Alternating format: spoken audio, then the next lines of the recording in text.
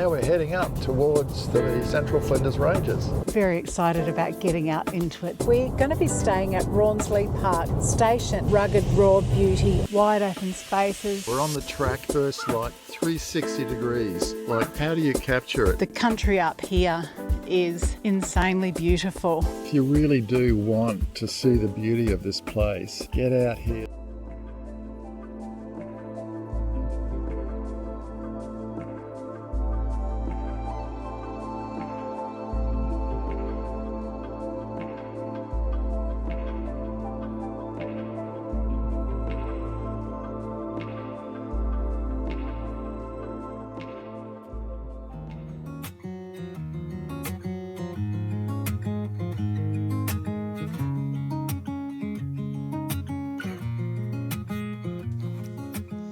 Hi everyone, we're Pete and Tan.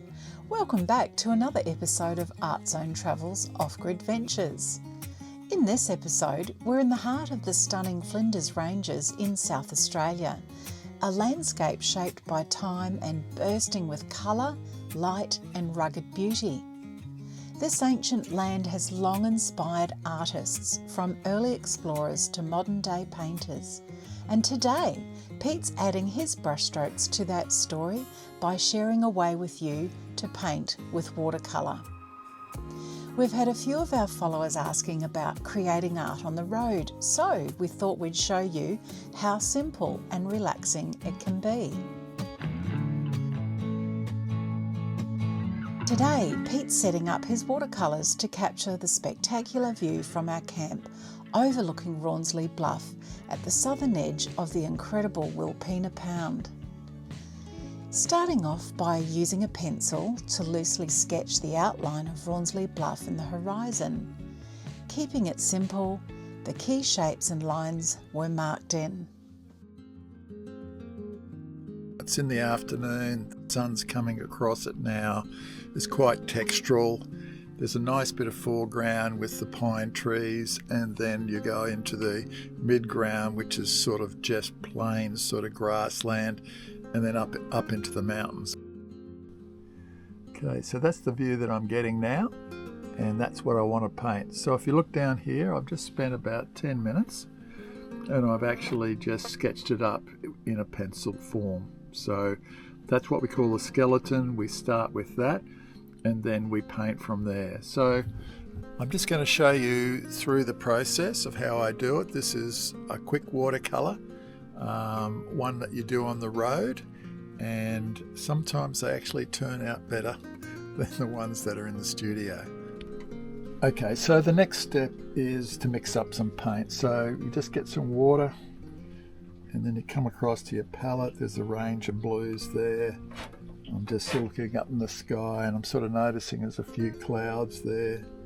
So you just mix up some paint. It's a rather cool sky. So I'm going to go a little bit of cobalt and a little bit of ultramarine. Now, because it's a hot sort of day, the sun's on the paper, it's going to dry very quickly. What I do is I wet the whole paper down. Now that just gives me time, because watercolors, once the paint dries, you can't do anything more with it. So you just do this, and that just gives you a little bit more time to have a think about it, because if you put it down, the paint straight on there, it would virtually, literally, I can feel it drying now. It's that warm out here. And then you got your paint, and then you just sort of flick. And because it's on an angle, it'll start seeping down. So you just want to leave some gaps for those clouds. And maybe even just let the flow a little bit slower. Bring it down about there. And as it goes to the back, the clouds are smaller.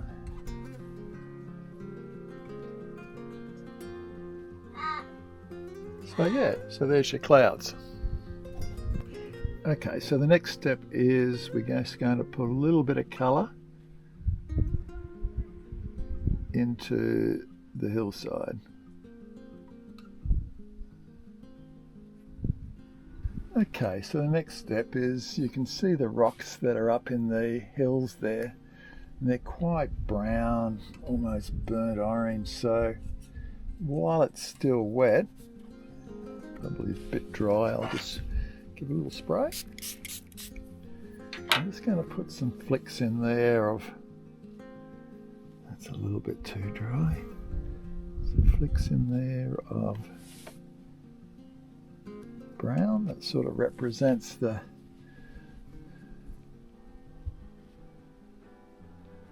different colours.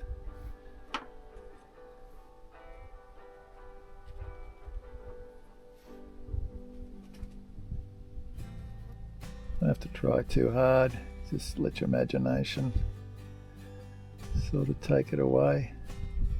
Bluff's a bit gnarly, so we'll make that a bit more brown. Sort of let that dry and it will slowly blend in like that. Okay, so as things get closer to you, they get more detail in them. So best way to do that is to just add a bit more strength to your paint. Now you can always come back and make it dark, however you can't make it lighter with watercolors, so just be careful with that. I'm also leaving a bit of white in there later on. I'll probably just leave it just so it doesn't look too full, too heavy.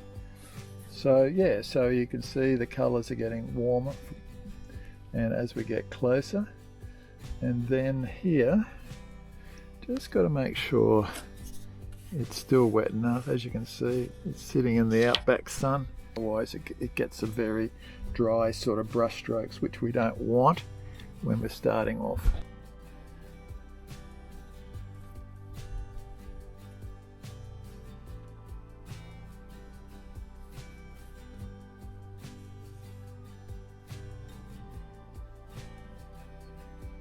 Alrighty, so you can see it running down the page now. You're just letting the paint, let it do all the work for you, and you know, sometimes you don't even know what you're going to get.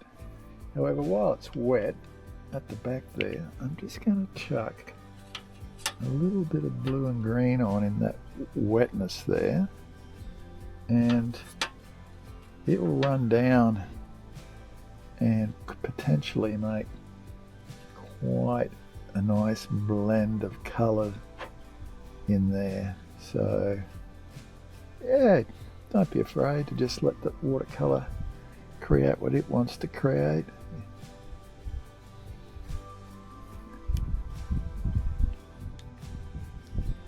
Alright, so I'm adding a little bit of sort of ultramarine and a little bit of violet just into the shady side. So this is the way the sun's coming, and of course once things are in the shade they have a darker tone to it, and this is what gives you, basically gives you a nice depth in your painting, warm and cold. Righty, time to just sort of do a little bit in the foreground, but not too much, otherwise it tends to just take over. It's just sort of, I don't know, it's just your background scenes. It's just your focus is always like the bluff there, and you just want to just put a little bit more in just to create a bit of interest, and you can keep going as you go. Don't have to be too serious about it. It's all a bit of fun, really, isn't it?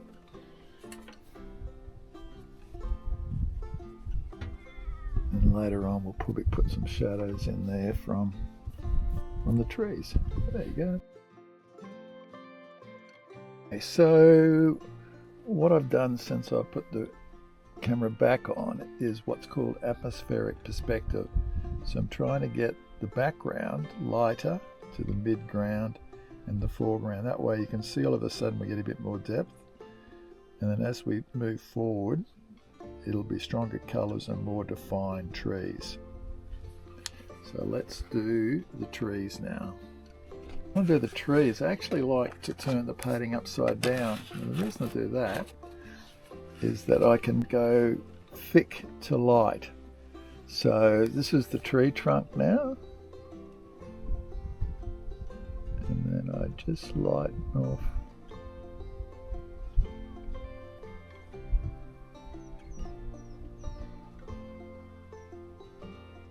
And then, yeah.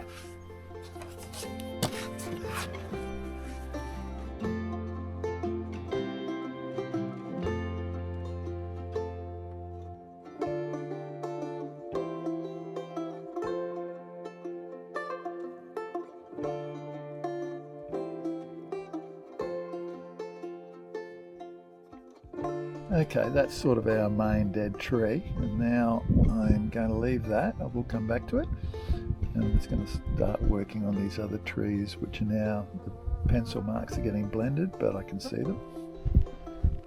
So again,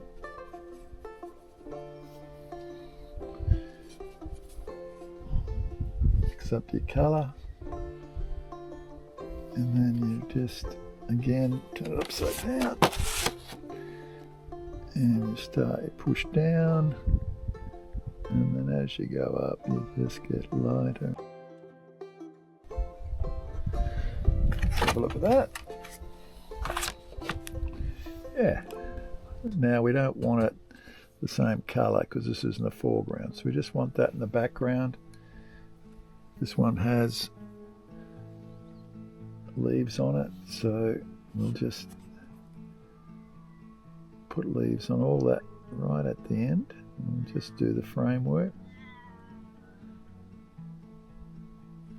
Don't have to do too much detail because a lot of this is just going to be covered in leaves.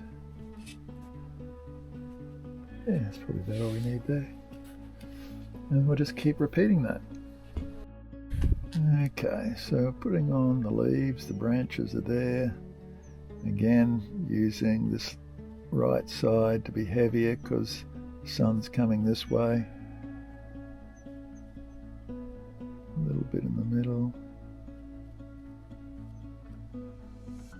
Just use the side of the brush. Kind of find that's the easiest thing to do. Yeah, it's fun. Just chilling out here.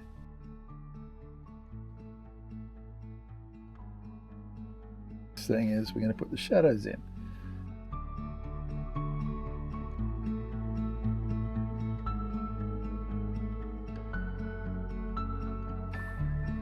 Same thing again with this one.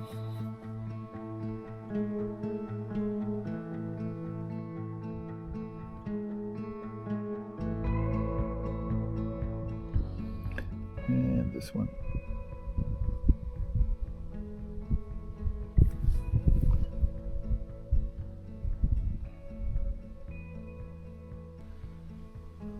This one really, this other one here doesn't have leaves.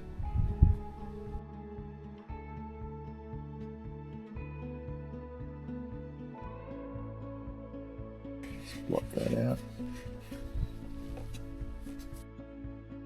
And just a few squiggles just to represent the branches.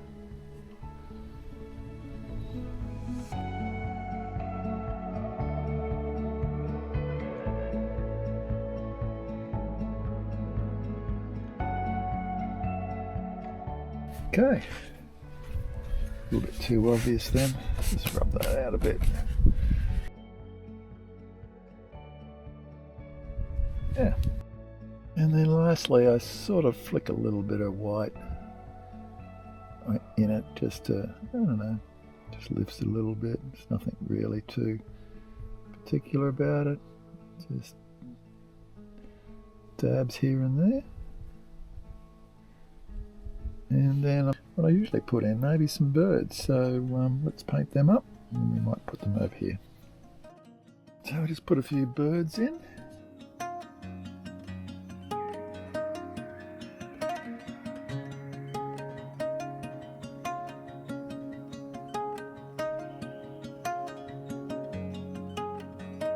I think that'll do it. So there's my watercolour of Rawnsley Bluff. It's been a pleasant afternoon just sitting here in the shade underneath the awning and just looking out at that, and you can't get any better than that.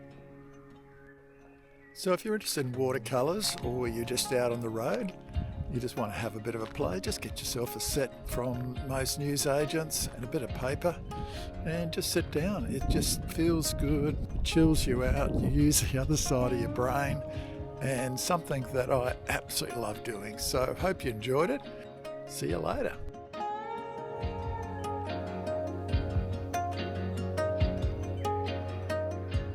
Flinders Ranges is a special place in the sense of the tones and the colour and the rock formations, and it's probably why it's a mecca for people to come to see and stay. Just look and see and appreciate it. It's just amazing. Whether you're an experienced artist or just starting out, painting like this is all about slowing down and soaking in the landscape around you. Just enjoy the moment. Thanks for joining us. If you enjoyed this episode, please like and subscribe to follow along with more art explorations on our Get Creative playlist. See you next time on Art Zone Travels.